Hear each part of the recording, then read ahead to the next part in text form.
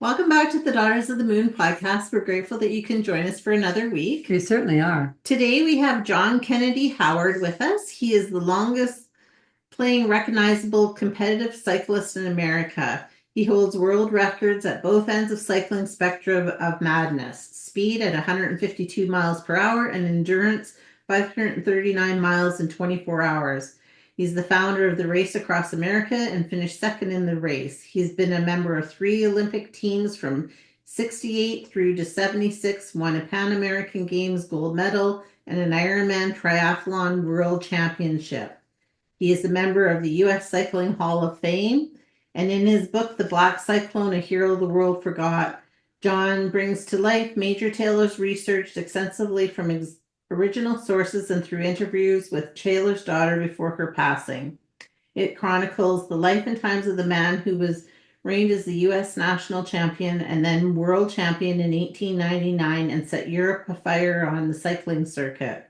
And in the most exquisite historic justice, John Kennedy Howard and Marshal Major Walter Taylor entering the Cycling Hall of Fame on the very same day in 1989. So welcome, John. We're really excited to have you with us today.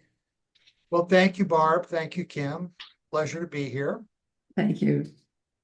So can you tell us a little bit about your book and how you got the interest to write this book? Sure. Major Taylor was my boyhood hero. I picked up on that early on. Major Taylor actually was one of the very few athletes of his era to write his own autobiography. And early on, I came across an abridged version of that autobiography, published by the Stephen Green Press in Vermont.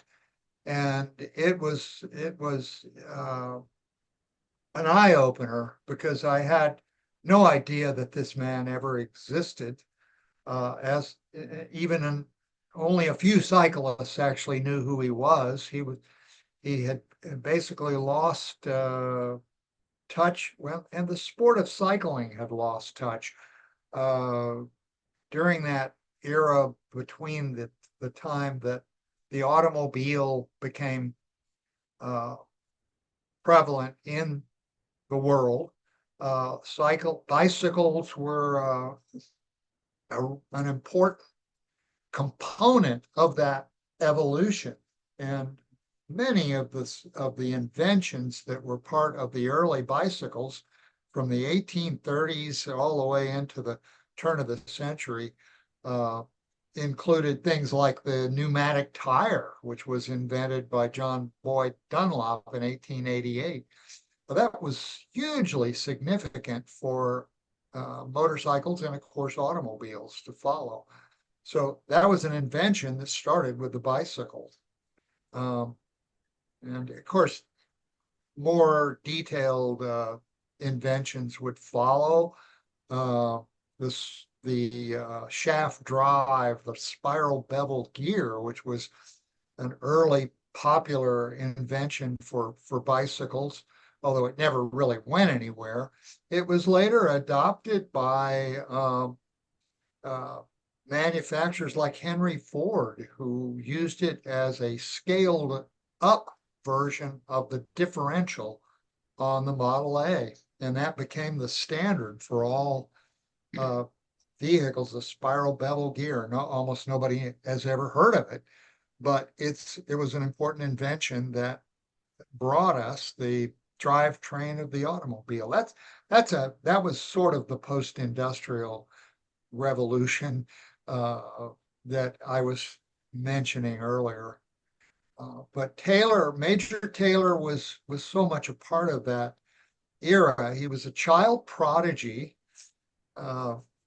and I discovered him, as I said, as part of that original autobiography, and it was surprisingly very well written, which led me to wonder what I knew in the era. Very few African Americans actually had the opportunity to have solid educations. And it turned out, as the more I dug, the more interested I became, because Major Taylor was born in Indianapolis, 1876. Coincidentally, the same year and only a few months from my birth of my grandfather, or grandfather, sorry. So he was also born in 1878. And from that, I started researching and trying to find as much information as I possibly could about him, Major Taylor. And he started, as I said, a prodigy. Age 14, he threw a paper route, so he had a chance to ride a bicycle. And that bicycle was provided to him by a wealthy railroad family called the Southards. The Southards were prominent in Midwestern Railroad history. And the patriarch of that family gave Major Taylor a bicycle and also gave him a tutored education. And he was the best friend of Dan Southard, who was also 14 years old at the time. And they were fast friends. They played together, and Mr. Taylor, Gilbert Taylor, Major's father, was hired as the coachman. So this was an era when wealthy families had coachmen. They didn't operate their own buggy. And so Gilbert Taylor, Major's father, became their coachman. And from that experience, Major became involved with a bike shop in Indianapolis. And in the day, the bike shops were all situated on one main street in Indianapolis, which is today the financial center of the city. And it was called Bicycle Row. And there were, I think, close to a dozen bike shops in that area, because, as I said, bicycling was immensely popular, and it was the real spirited or athletic among the populace would gravitate toward bicycles, because with a train you had no independence. With a horse you had a lot of horse dung on the streets. It was a horribly bad era for breathing all of that stuff. And so wheelmen, as they were known, were able to take their bicycles and travel to far parts of the county, or it was a popular thing in the day to ride 100 miles. Well, that was no small feat in the day, because the roads were largely unpaved. So hence the invention of the pneumatic tire was immensely popular for all the right reasons. And those bicycles went from hard surface rubber or even metal rims to a nice soft pneumatic. They weren't very good, and a lot of them would burst on the flagstone and the cobblestone streets of the day. But you have to keep in mind that in the 1890s, about the only paved roads you had were in New England. Outside of New England, it was mostly gravel and dirt. So riding 100 miles was a huge feat. And this is one of the things through the League of American Wheelmen, which was the noted club of the cyclists, had well over 100,000 members, and later would morph into the Automobile Club of America, a separate branch, of course, but that's what actually occurred. And of course, cars took their own routes, but the legislation of the day allowed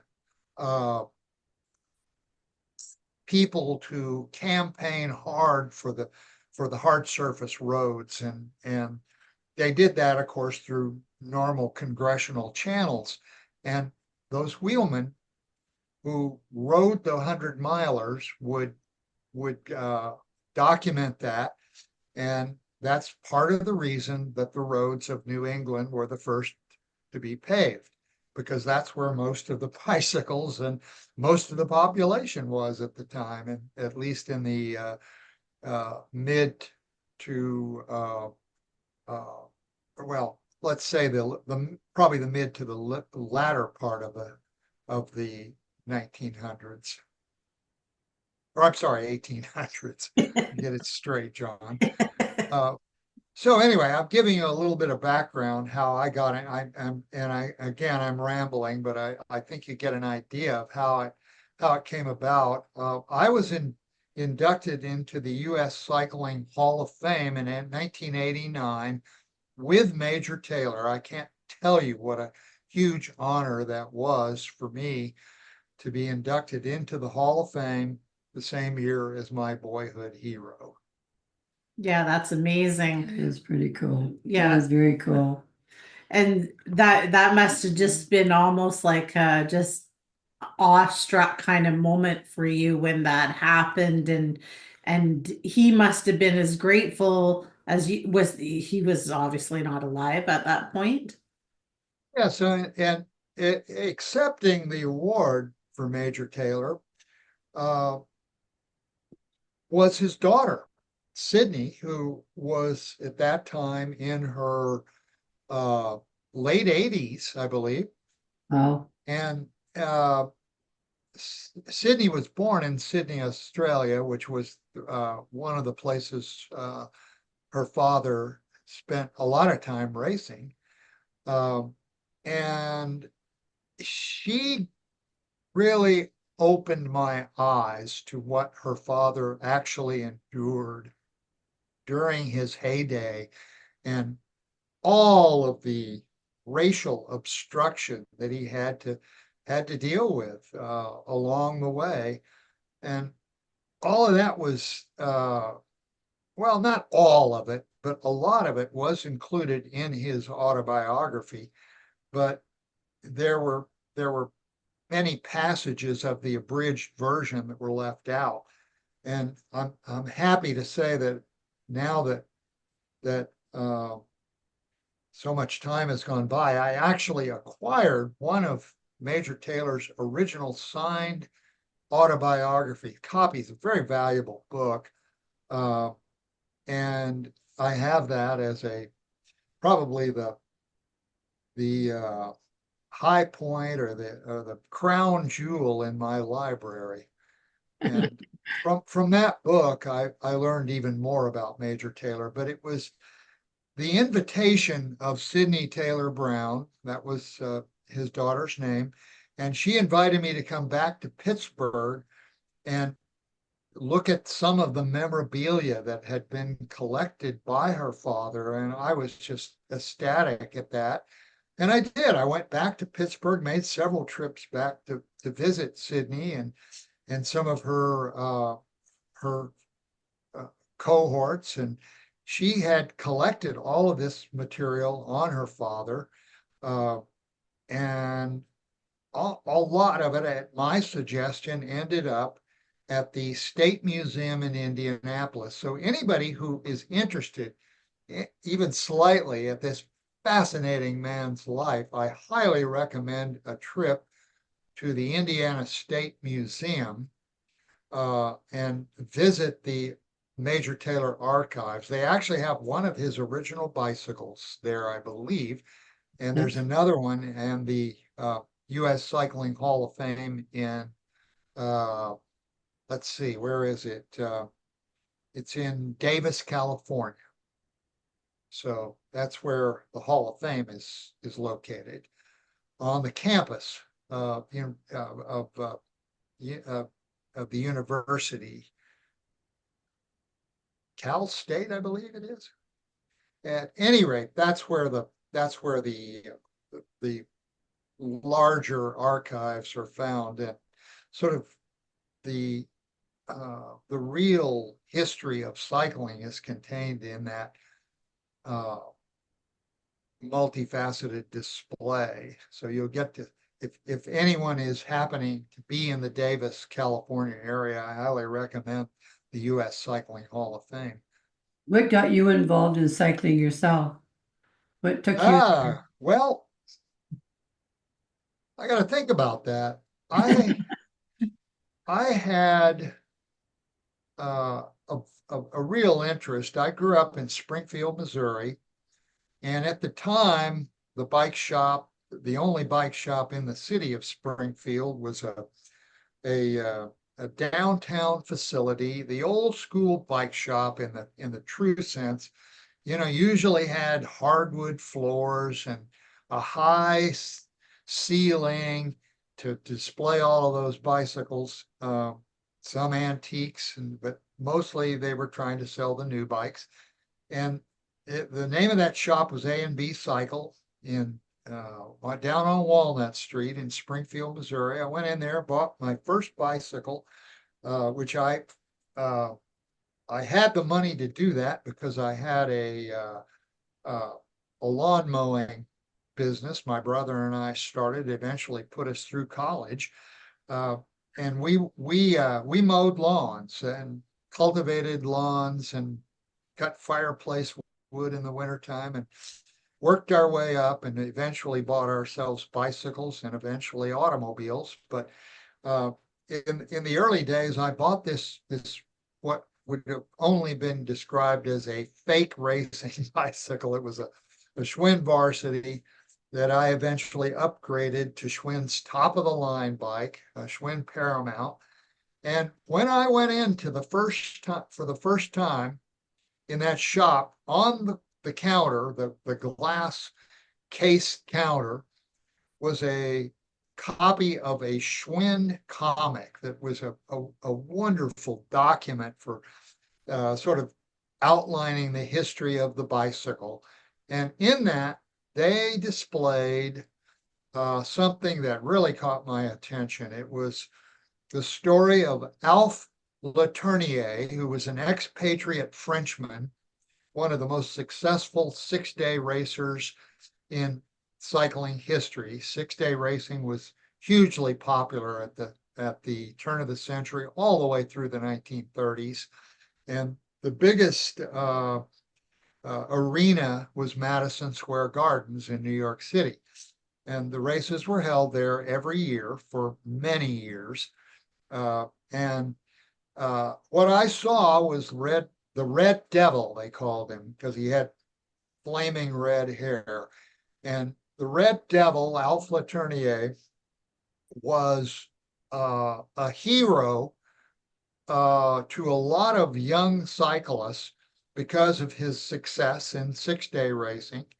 And he had set the world speed record in 1899 by riding 60 miles per hour behind the Long Island Express train.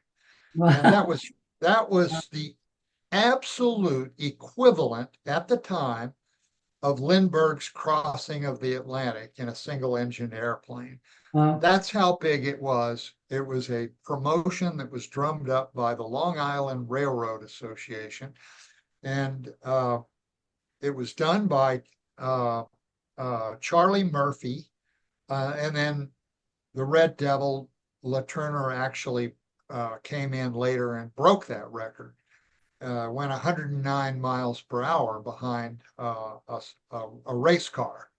But Charlie Murphy was Major Taylor's contemporary. They were teammates in a vaudeville act, which they competed on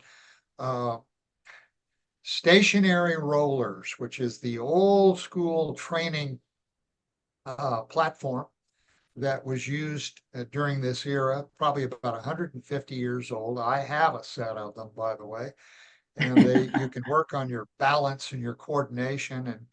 And Charlie Murphy and Major Taylor used to do a vaudeville act where they would ride those rollers and race each other. So this kind of gives you a feel for the temperament of the athletes of the day. The highest paid athletes in that era were cyclists.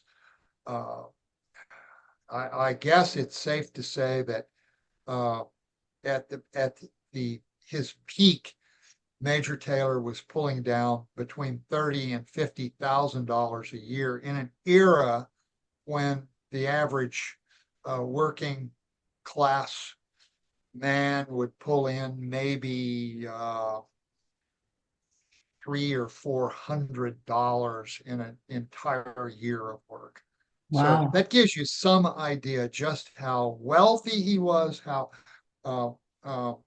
it stacked up against some of the other athletes of the era. Ty Cobb, the star baseball player for the Detroit Tigers at the time, made all of about $2,000 in a single season. So you can see just how far above Major Taylor was, and he believed strongly that his success in racing was a byproduct of his belief in the Lord, and he was a staunch Christian who promised his mother on her deathbed that he would never race on the Sabbath, which is a whole nother story. That's of course part of the Black Cyclone, the hero the world forgot.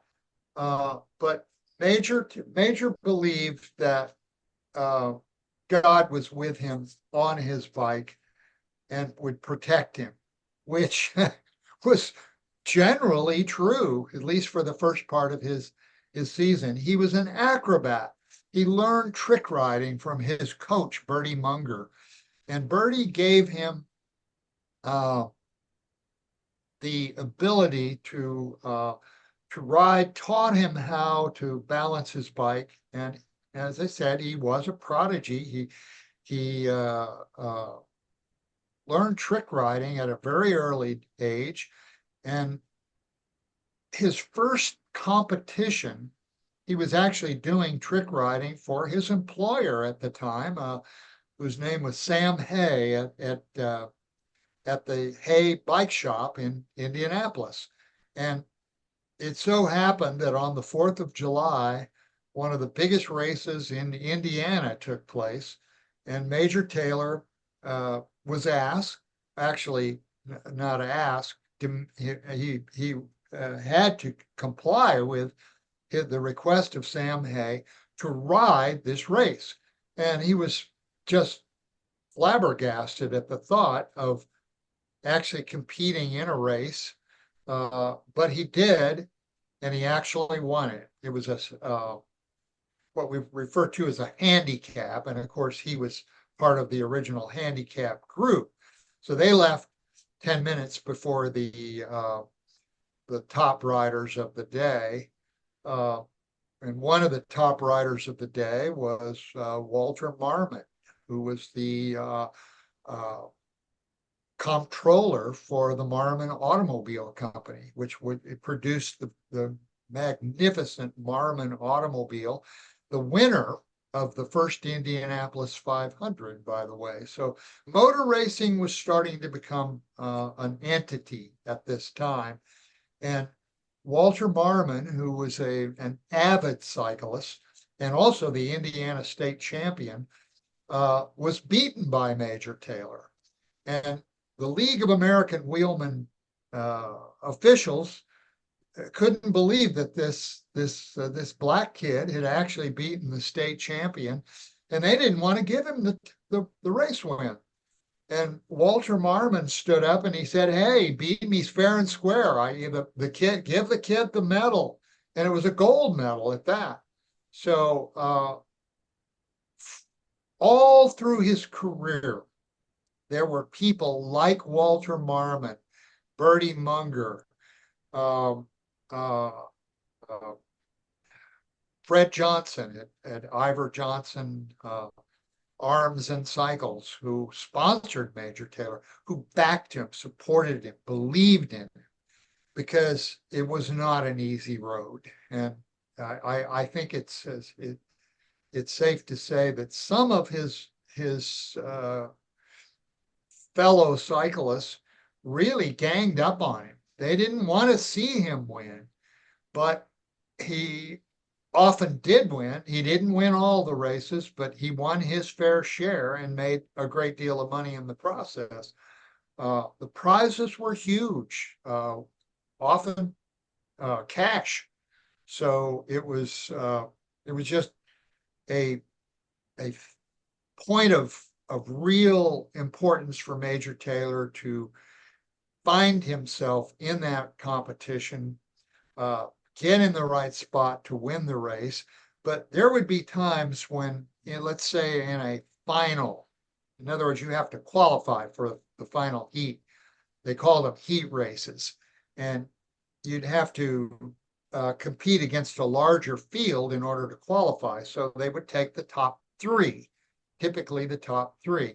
And in order to get there, you had to fight your way up that pecking order. And finally, in the final heat, there would probably be at times as many as a third of the field there, not to win, but to make damn sure that Major Taylor did not win. Well, was it part of it because of racism too back then? Was it more difficult for because he was African American? Was that tougher? That is Well, exactly right. Yes. okay. In the day, and I hope this does not sound derogatory in any way, but the precise color of your skin determined your level of acceptance in traditional society. Mm-hmm. A travesty that is hard to understand or appreciate at the time or now, but at the time that was the prevalent method of deciding whether you were accepted or not. And from the photo, you could clearly see Major Taylor is not of a light skin at all, but very dark. So he had his hands full. There was a road race that he competed in from Indianapolis, Bicycle Row in Indianapolis to Matthews, Indiana. It was a 75-mile road race, and the roads out there were not paved at all. So it one of the things that caught my attention in his autobiography, and this is gone. We go through great detail on this in the book, how it happened. But he found himself in the lead. It was a race that turned into a quagmire of mud. And at the point where he was leading, he had a substantial lead, but this young man could not get out of his mind. He wasn't thinking about winning. He was thinking, because he knew the race course well, he had trained on it many times. He was thinking, this could be the spot just up ahead, a perfect spot for an ambush. And he worried about his own personal health at that point. He wasn't even considering a race victory, which he did actually win. He won the race, but the fact that he might die trying to do that. So that's an example of what he endured and where his mindset was. And each and every competition, he just never knew what could happen. It's very inspiring to hear like how he was able to overcome a lot of these obstacles with racism, and I'm certain, relying on his faith and things like that. It's very inspiring to hear, that he actually was able to accomplish as much as he did. Do you think that a lot of that had to do with his faith? I believe it had a lot to do with his faith. Yes, I think that the upbringing, Christian upbringing, was very much a part of his lifestyle. He came from a poor family that had 6 children. His Major Taylor's grandparents were slaves in Kentucky. So it stands to reason that the Taylor family would adopt this Christian belief system early on, and it was handed down to him, and he accepted it. And everywhere he went, he carried his Bible and his catechism with him. And it was so difficult. You have to, again, understand that African Americans were not even allowed in hotels at the time. He had to stay with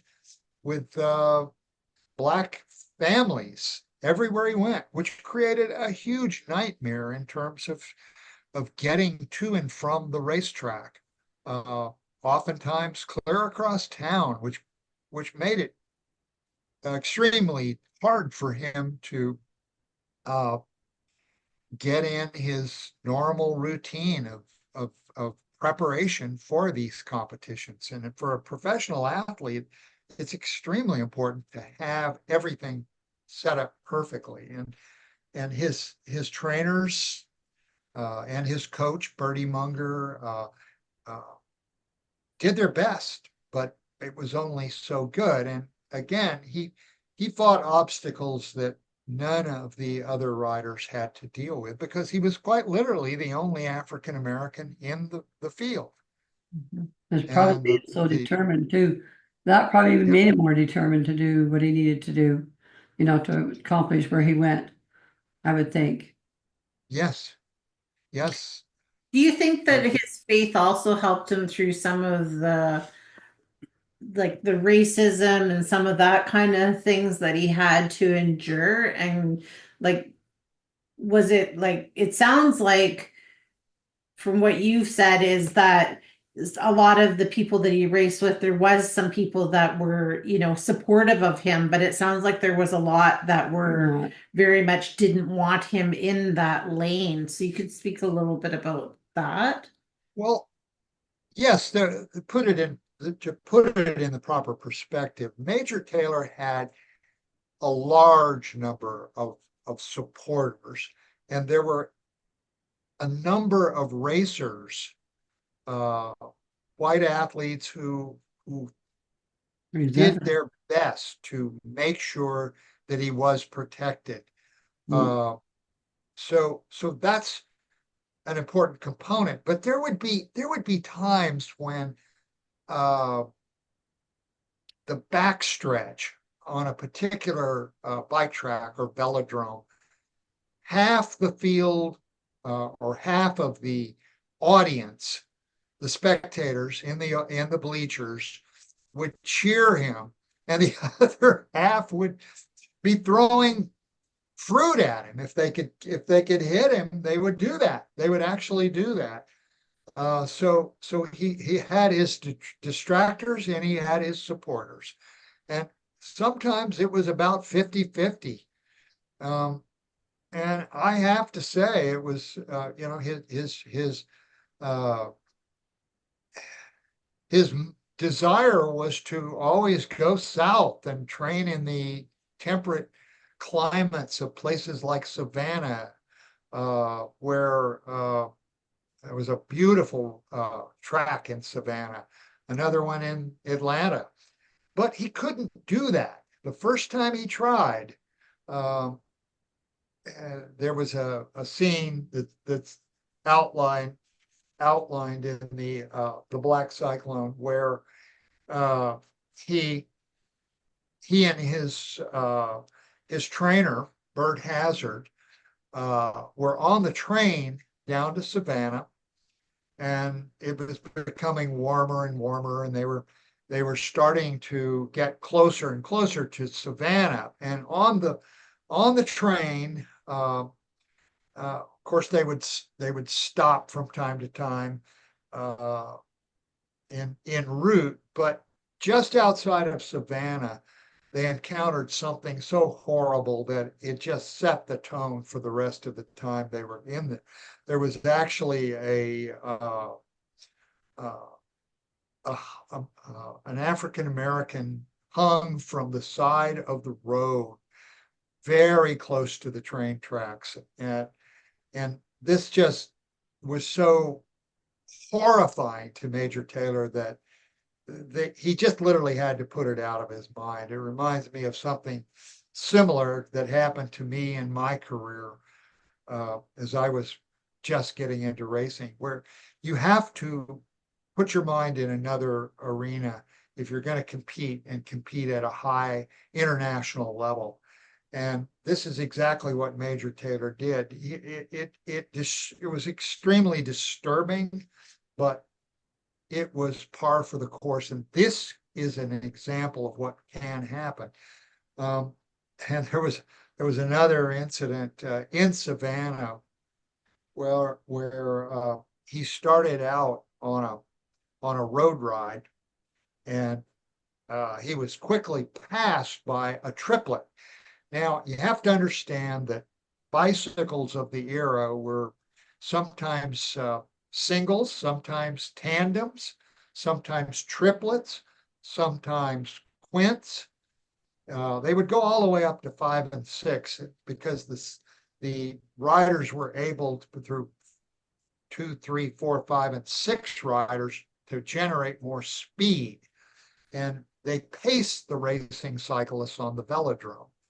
So a triplet went by him very quickly, and the occupants of that bike were not interested in pacing Major Taylor at all. They knew who he was, but when he tried to get close to them, they shook him off. They said, using the N word, we're not about to pace you. And what Taylor did at this point, because he was so powerful, he just rode away from them. They couldn't catch him. He rode all the way back to Savannah, and they never saw him again. Wow. At which point, and I visited the places where he stayed in Savannah, so I was able to tell this story because I'd actually been there, and I followed Major Taylor in many of the venues where he actually competed. But where I was going with that story is that about 6 hours after it occurred, after he had come back to his rooming house and cleaned up, a note tied to a rock came sailing through the bay window of the rooming house. And that note read, Major Taylor, you need to evacuate, or I mean, it was probably a little more simplistic than that. You need to be out of Savannah by sundown, or else. And well, he wasn't about to find out what else meant. And indeed, he left the city in a hurry because he didn't want to trust them. And this is the kind of thing that can happen. I have a feeling it was tar and feathers, a fate that is almost always ends up in death. But Major Taylor left the city of Savannah, and never again did he cross the Mason-Dixon line. Wow. Wow. Really That was amazing. the Civil War delineation for Union versus Confederate. And these were the sons of the Confederacy. And I might add that Gilbert Taylor served the Union and actually was wounded in a battle during the Civil War. So he was a proud veteran and wore his uniform to the bike track to watch his son race. Wow. That's amazing. So, if there was some inspiring lesson that you think people could take away from either the major or your life, what would be that lesson or inspiration? Well, Inspiration, yeah. I think we were both extremely extremely determined. We both wanted a successful career, and I followed his. He was my mentor, and I looked at him and all of the obstruction that he overcame, and I said, man, I've got a much easier road. I just want to work on my athletic prowess because, quite honestly, I didn't have the talent, the raw talent that Major Taylor had. I went to the top of my sport believing in what I was capable of doing, but I had to work hard. I had to work very hard. And over the course of my career, to become a 19-time national champion and 3-time Olympian and world record holder, I've ridden to the last count approximately 520,000 miles. I've covered Wow. that under every condition imaginable to get there. So I've worked very hard and trained very hard, and I'm completely out of competition now, and work in a multitude of different coaching arenas to help other athletes, including a number of African American athletes who Beautiful. I believe are I like to use this analogy of the ball sports because I think it's absolutely true. Uh, if we could tap even 5% of the raw athletic talent of these tremendous African American athletes today, we would completely change the finishing order of a lot of bicycle races internationally, not just nationally, but internationally. Wow. So it's been my hope and dream and prayer to do that, to build the awareness of this incredible man on all fronts. And I want to, there's a couple of things I want to mention that I think are extremely important. We are working on a film.